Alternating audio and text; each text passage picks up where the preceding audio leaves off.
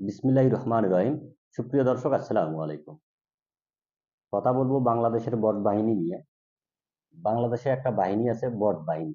যে বাহিনীটা শুধু গালিগালাজের কাজেই লাগে, দেশের কোনো উন্নয়ন কাজে লাগে না। দেখেন, বিশ্বের মধ্যে যদি গালিগালাজের প্রতিযোগিতা করা যেত, তাহলে বাংলাদেশের জামাতে ইসলামীর যে একটা বট বাহিনী আছে, এই মোনাফেকের বট বাহিনীটা বিনা প্রতিদ্বন্দ্বিতায় গালিগালাজের মধ্যে বিশ্ব চ্যাম্পিয়ন হয়ে যেত। তাদের বিপক্ষে কোনো কথা বলা মানেই আপনি গালিগালাজের শিকার হবেন। দেখেন, আমরা কখনো কোনো রাজনৈতিক দলের বিপক্ষে বলতে চাই না। আমরা প্রতিটা রাজনৈতিক দলেরই প্রশংসা করতে চাই। কিন্তু এই জামাতে ইসলামী এমন কিছু কার্যক্রম করে, তাদের কার্যক্রমের জন্যই তারা মানুষের কথা শোনে বা তাদেরকে নিয়ে সমালোচনা করতে আমরা বাধ্য হই। তাদেরকে নিয়ে সমালোচনা করতে গেলেই আমরা আবার সেই জামাতে ইসলামের সৃষ্টি বট বাহিনীর সাইবার বুলিং এর শিকার হয়ে থাকি। তারা সবসময় অকথ্য ভাষায় গালিগালাজ করে কমেন্ট বক্সে এসে। দেখেন, গতকালকে আহ, চায়নার অ্যাম্বাসিডরের মাধ্যমে বাংলাদেশের সাধারণ জনগণকে ঈদ সামগ্রী কিছু উপহার দিয়েছিলেন।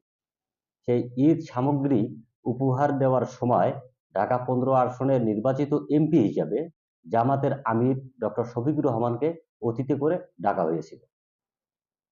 সেই চায়নার দেওয়া ঈদ সামগ্রী বিতরণ করার পরে ওনারা কি করলেন, নিজের জামাতে ইসলামীর দলের নামে চায়নার দেওয়া ঈদ সামগ্রীকে প্রচার করলেন।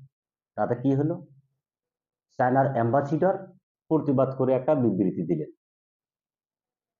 আমরা বহির্বিশ্বে বা চায়নার কাছে একটা প্রতারণামূলক হিসেবে পরিচিতি লাভ করলাম। তাতে দেশের কি উপকার হলো? জীবনেও না। এক জামাতি ইসলামের কারণে বাংলাদেশের 18 কোটি মানুষ এখন চায়নার চোখে খারাপ হয়ে গেল। এটা কি ভালো কাজ হলো? জামাতি ইসলামী পূর্বেও যেমন বাংলাদেশের সুনাম চায়নি, বর্তমানেও চায় না, ভবিষ্যতেও চাবে না। কারণ প্রতিটা কার্যক্রমে তারা বাংলাদেশের বিরোধিতা যে করতেছে বা তারা যে বাংলাদেশের চিরশত্রু, জাত শত্রু, তা প্রতিটা কার্যক্রমে ফুটে উঠতেছে। প্রিয় দর্শক, দেখেন, ত্রয়োদশ সংসদ নির্বাচনের পরে প্রথম অধিবেশনে রাষ্ট্রপতির ভাষণকে কেন্দ্র করে তারা আমাদের বাংলাদেশের পতাকা এবং বাংলাদেশের জাতীয় সঙ্গীতকে অবমাননা করেছে। এবং পরের দিনেই আবার সেই রাষ্ট্রপতির ভাষণকে কেন্দ্র করেই বা রাষ্ট্রপতির ভাষণের উপরেই বক্তৃতা দেওয়ার জন্য 50 ঘন্টা বরাদ্দ সে আবেদন করেছিল। দেখেন, এটা কি রাজনীতিতে দ্বিচারিতা নয়?